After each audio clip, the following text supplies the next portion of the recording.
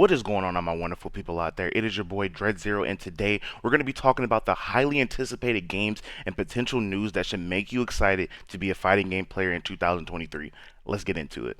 So it's no secret that Street Fighter 6 is a huge title that is dropping on June 2nd this year. And if you've never played Street Fighter, or you've only played just a little bit, just like myself, there will be no better time to get into the series than this year.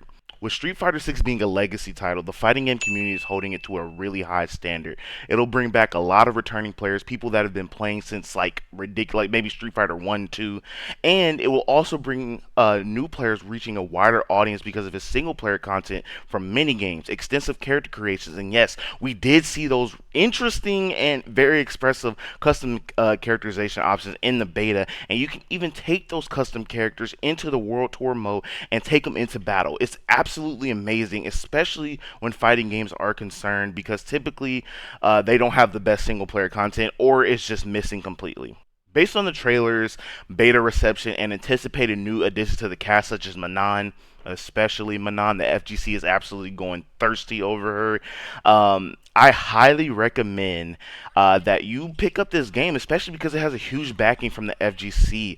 I definitely think we will be getting another beta this year before release. And please, Capcom, I beg you, please make it open, because I legitimately cannot take a third L. I did not get into any of the two betas before, and I would really like to test this game out before it comes out. So, throw your boy a bone, throw the community a bone, and make it an open beta. Tekken 8 is also joining Street Fighter 6 as a legacy fighter, and although the release date has not been announced, what we can expect is more news on the game, which will propel the hype for this series into an all-time high. I mean, it's already super expected to be really hype, especially because they did announce the production of this game at Sony State of Play back in September 2022, and showed us a very detailed cinematic trailer with a little bit of gameplay sprinkled into it. As you know, when we first get games announced, they usually show cinematic trailers because the gameplay isn't ready. But we did get another look at the game Tekken 8 when they showed it during the Game Awards, and there was some gameplay mixed in there, and honestly it looked super sick. And although this is a legacy fighter and Tekken does take the most, it has the most legacy knowledge and skill to it, that can be intimidating. But if it makes you feel any better, this is also my first title that I will be trying in the Tekken series, so that should make you feel just a little bit better, right? And the good news is this game is rumored to have new mechanics, some which the FGC is a little bit nervous about, because the devs kind of made it sound scrubby, because they were talking about, oh, people at a high level don't get opened up. So we're kind of nervous about it, but honestly we won't know until we get our hands on the game.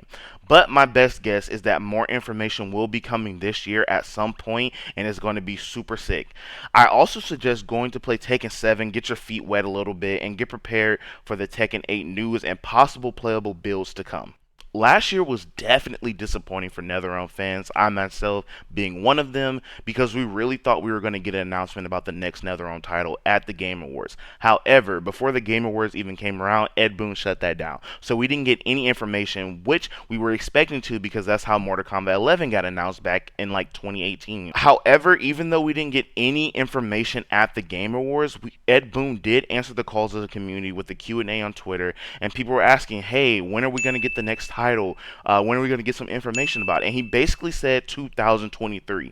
And how I interpret his response in the tweets is that we will either get the NetherRealm title announced this year, or we will get the NetherRealm title announced and potentially get a playable build this year, which is really excited. But either way, we can look forward to something from NetherRealm about the title this year in 2023. And I'm super excited about that, because Injustice 2 was the first fighting game that I played that really got me into fighting games, and Mortal Kombat 11 kind of reeled me in, and I've loved fighting games ever since. It's pretty likely, though, that the next game will be Mortal Kombat 12, and so I'm interested in seeing how that differentiates from Mortal Kombat 11, see what they improve, and kind of see what characters come to the roster this year. Hopefully they bring back some bangers, right? And the game that will save the FGC is none other than Project L. So Project L is a passion project from Riot Games based on League of Legends.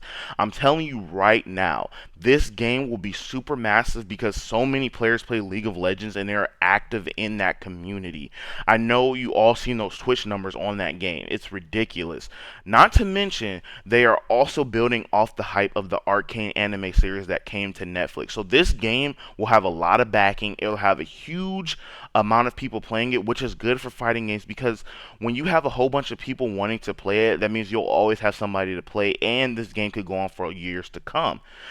So Project L is going to be a 2v2 tag fighter with free-flowing mobility, crazy combos, and just ridiculous fun.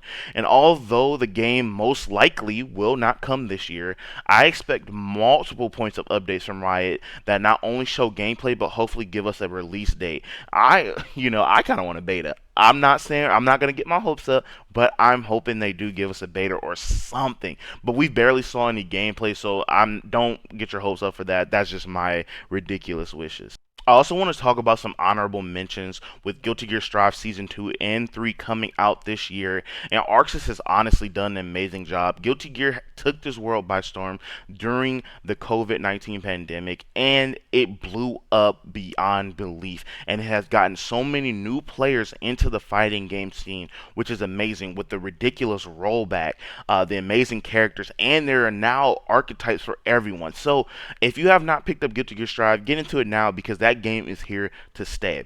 I also want to recommend DNF Duel. I was kind of nervous about bringing this up just because I really enjoy DNF Duel. In fact, I played a lot, but the game did kind of fizzle out real quick because they didn't give us any updates, and it really seemed like the devs didn't care about it. However, right before the end of the year, we got announcement for Spectre, the new character that will be coming as part of the season pass that will be coming out in 2023. So maybe that'll build the hype back up for the game. Maybe more people will come back and join it. I don't know, but DNF Duel is pretty cool. I really like it, and so I think that you should be trying to, maybe dip your toes in it a little bit, right? If you have made it this far in the video, I imagine you love fighting games just as much as I do, so consider liking the video as it does help out a ton. And consider subscribing and turning on that bell so you don't miss any fighting game content and news that I bring you guys. Let me know also in the comments which fighting game or fighting game news you're excited about for this year. Thanks for watching, and with that being said, your boy be out. Peace.